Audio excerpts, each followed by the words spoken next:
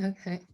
So hi everyone. Today I'm going to present on the topic that's based on my undergraduate dissertation that I did at UCL when I was studying BA Archaeology and Anthropology, and the topic's research into the presentations of cross-dressed women in Tang Dynasty, China.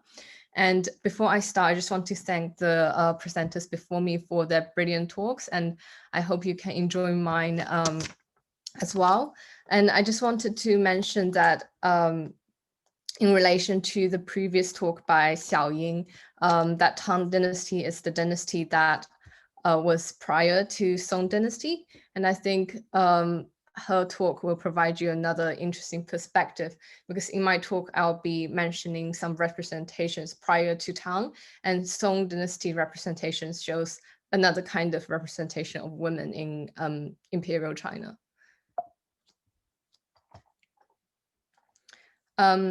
So in my dissertation, I looked at visual evidences, mainly tomb figurines and wall paintings. And the following questions were the questions I wanted to do my research on during in my dissertation. The first one is, how does existing theories of gender shape our understanding of gender in ancient societies? And secondly, why do the visual representations of Tang women portray contrasting postures and clothing style of Tang Dynasty women? And lastly, why did the phenomena of cross-dressing occur?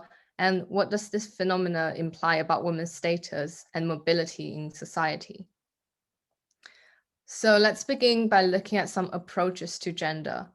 In archaeology, especially in the theory relating to gender, there has been some issues and challenges. For example, past approaches were sometimes androcentric, that's kind of research that's centered on the life of men, and also presentist. That means that archaeologists is sometimes misguided by our perceptions and understanding of gender in the modern society. And thirdly, it's the binary view that was evident in some archaeological research. So some present approaches that I looked at in order to understand gender in past society. One of them is acknowledging the wider spectrum of gender possibilities. That means going beyond the binary view that there is the male and the female, but rather looking at gender transgression and other new theories such as gender performativity. And I just want to mention that the term used to describe cross-dressed women in past literature has been 男装女士 in Chinese, which means female attendant dressed in men's clothing. And I think this approach is not entirely helpful, because it sets the scene that there is a divide between the male dress and the female dress, and it doesn't allow room for fluidity.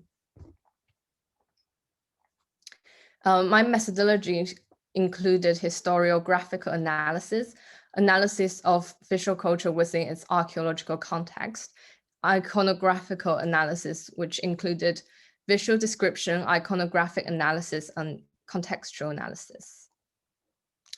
Now let's look at the historical context. On the screen, you can see a painting by Gu Kaizhi. It's from the Jing Dynasty, but why am I using it as an example here? That's because I want to set the scene of what kind of things affected gender in ancient China, and what was the representation of women different in the previous dynasty, and how did they change in Tang Dynasty? So for example, in this piece of work, you can see some influence from Confucius thought. Confucius thought was patriarchal, and Confucius teachings included male and female segregation. Women were not allowed to meet someone of the opposite sex who's not part of her immediate family. They were confined to their homes, and they did not have any choices in their occupation. And Han Confucianism later added that chastity was an important character for women, and compiled biographies of exemplary women, which is related to this painting. This painting was painted during the Jing Dynasty, when artists created imageries of exemplary women. most of which have been lost. The remaining artwork consists of Gukaiji's paintings such as Wise and Benevolent Woman. This is the Song Dynasty copy, actually, which depicts stories and set the moral standards for women, and the characters are often mother or wife. These paintings also had educational purposes. In Tang Dynasty, the imagery of women changed dramatically because they did not focus on exemplary women or extraordinary women for educational purposes. But similar to the examples we saw in the last presentation, they actually started to depict everyday activities, and that's called the 仕女图. Before Tang Dynasty as well, women were not allowed to make art, but in Tang Dynasty, a self-portrait of a woman was discovered in Turfan.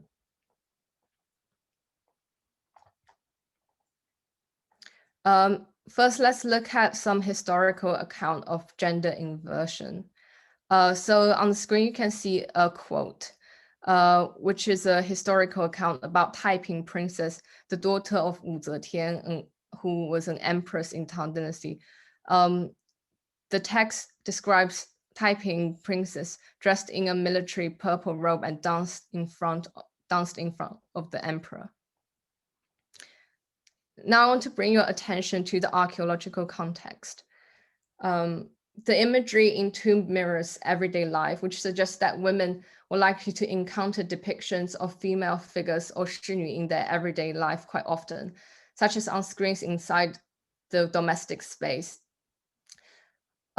Female political figures that also emerged in town, and scholars argue they attempted to elevate women's status.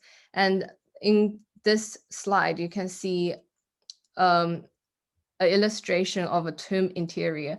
The domestication of tomb space means that representations of male and female appeared in separate areas, with men to the south and women to the north, corresponding to the gender spatial relations in the palace and mansions. So even though the gender space changed in Tang Dynasty from the Confucius ideal, you can still see the space was divided according to gender. I want to bring your attention now to some of the visual examples.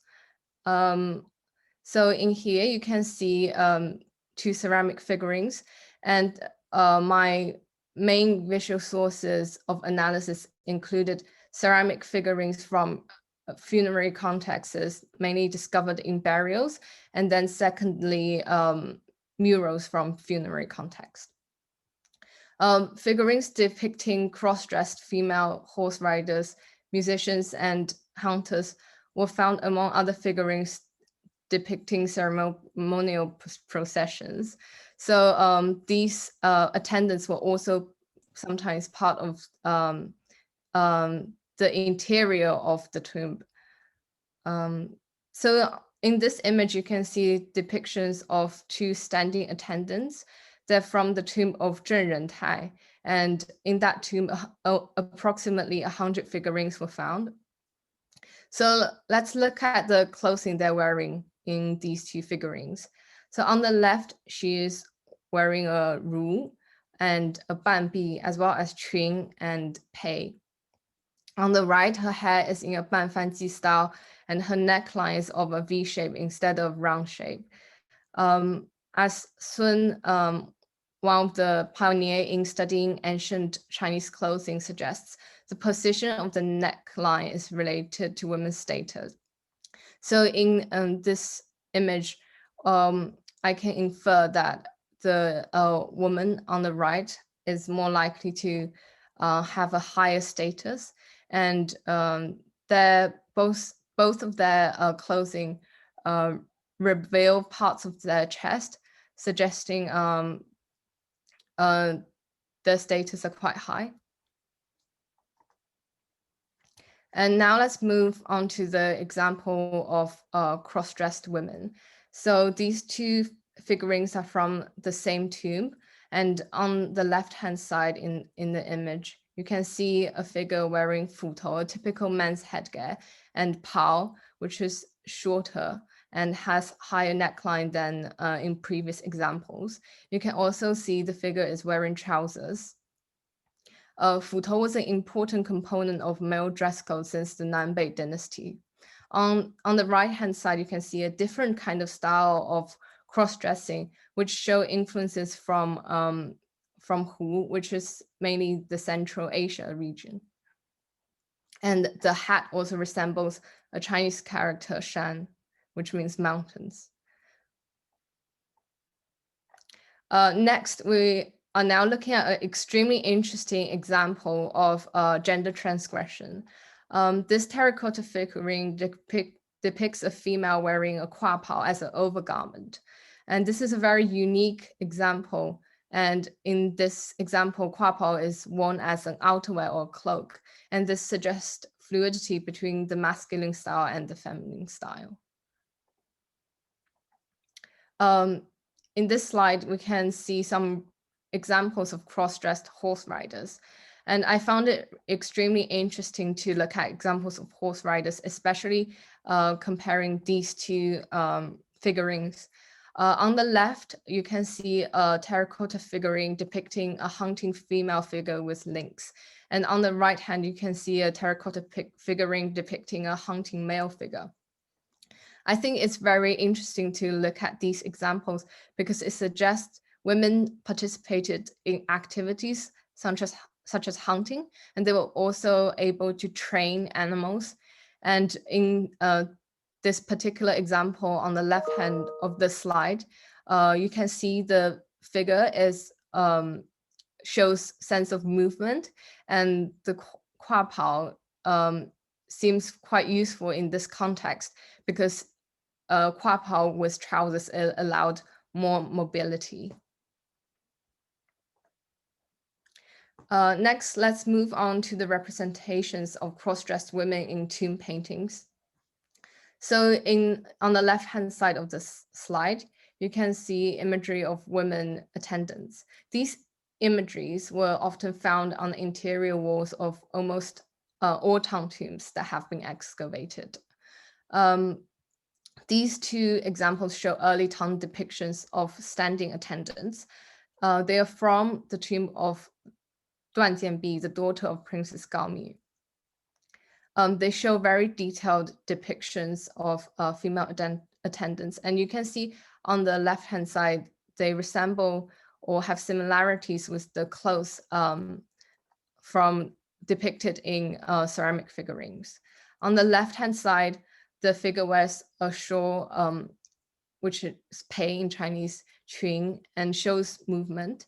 On the right-hand side, the figure wears an ornamental hairband, round neck pao with belt and accessories. Next, I want to bring you to something I found really interesting when I was doing this research. I particularly enjoyed looking at wall paintings, which showed multiple female attendants because they showed interaction between different women in the Tang court. As you can see on the left-hand side, the attendant is wearing quite feminine attire, and on the right-hand side, there's a cross-dressed attendant wearing a futou, a black belt, and she is also holding several scrolls in a steady position. I think the scrolls are particularly interesting because they suggest she is involved in a specific service, perhaps part of the housekeeping service, and some attendants, and the relationship between these two attendants are also interesting. As Eckfeld suggests, attendants who do not carry objects might be in a supervising role. So in this particular composition, the woman on the left-hand side is depicted as supervising the woman on the right. Next, there's another painting showing a group of attendants holding different objects. I want to first bring your attention to the figure on the far right. I'm sure you can't really see it that clearly, but I'll describe it to you. On the far right-hand corner, the figure wears futou and a round neck pao.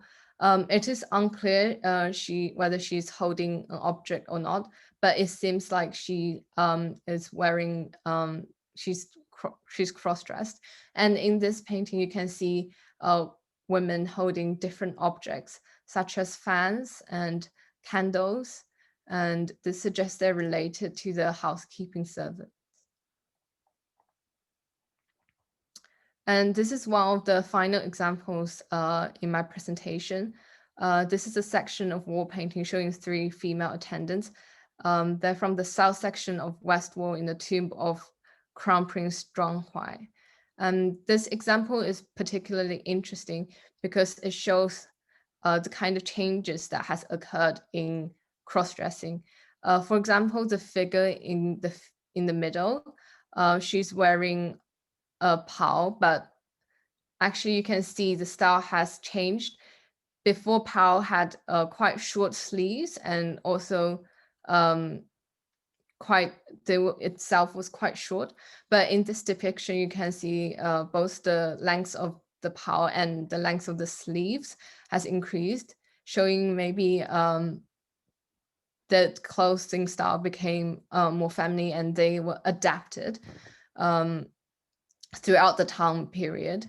And in this context, you can see she also has very feminine hairstyle and very feminine makeup style in comparison to the 2 figures that are already dressed in the feminine kind of clothing style. Now I want to discuss my key findings and the conclusion to this presentation. From my research, I found that cross-dressed attendants appeared in multiple contexts and had different roles, and many of them show influence of the Hu style, which are styles that came from Central Asia. Most cross-dressed attendants wore headgears, and some of the feminine clothing we saw in the depictions show influence from Tang Dynasty with the very light and flowing fabric. And I would argue that cross-dressing was a stylistic choice, as it's highlighted by one of the previous examples that I have looked at, with a lady wearing kuapao over her feminine clothes. And in the 7th century representations we looked at before, we can see that cross-dressed women's clothes changed and became more infused with the feminine style. Overall, cross-dressing happened on daily basis, as we can see the attendants were wearing them when they were carrying out their tasks. And in comparison, the cross-dressed attendants had similar makeup style with rouge on cheeks and lips in both ceramic figurines and the funerary murals. And the makeup style quite similar to the attendants dressed in the feminine attire. There wasn't a standard way of cross-dressing, and the images we examined in this presentation, they often showed mix and match between the feminine style and the cross-dressing style. This suggests that women in Tang Dynasty were able to pick their own clothing according to individual taste, not following the Confucius ideal of how a woman should dress. And this also suggests the rise of agency and availability of choice. And the reasons behind these changes might be because cross-dressing style was more suitable for certain tasks, such as carrying heavy objects or horse riding. And this can also be because of the increasing political power of women between early and mid-Tang Dynasty, with the Tian becoming the first female emperor. Thirdly, it might be because of the influence from Buddhist culture, which legitimized women's power, allowing the formation of gender fluid clothing. And here's a selection of the key bibliographies. Thank you for listening.